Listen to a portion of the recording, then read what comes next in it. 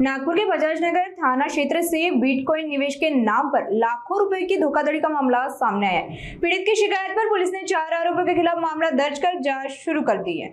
जानकारी के अनुसार 56 वर्षीय शिकायतकर्ता ने वर्ष 2022 में बिटकॉइन में निवेश के लिए करीब 18 लाख रुपए लगाए थे। बाद में पैसों की जरूरत पड़ने पर उन्होंने अपनी निवेश राशि वापस मांगी, लेकिन संबंधित आरोपियों ने पैसे लौटाने से इनकार कर दिया।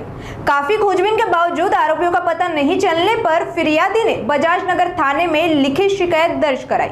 जांच के आधार पर पुलिस ने नागपुर निवासी सुभाष बाविस्कर और अरविंद बोशेकर व जम्मू कश्मीर निवासी शाहिद इशफाक और सैयद इशफाक हुसैन बुखारी के खिलाफ मामला दर्ज किया।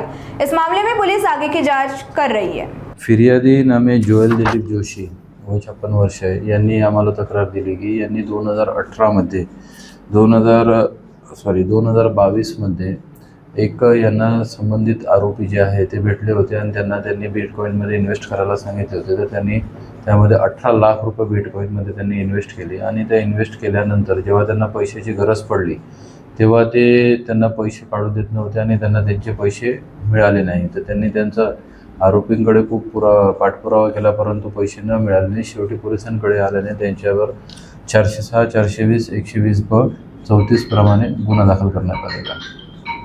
यामध्ये 4 आरोपी आहेत। सुभाष बाविस्कर आणि अरविंद बोसेकर हे नागपूरचे आरोपी आहे आणि शहीद इशफाक आणि सैयद इशफाक हुसैन बुखारी हे जम्मू काश्मीरचे आरोपी आहेत आणि आरोपीचा शोध घेणे सुरू आहे। तपासात जर ते संबंधित आरोपी असेल तर नक्कीच त्याच्यात आरोपीची वाढ होईल।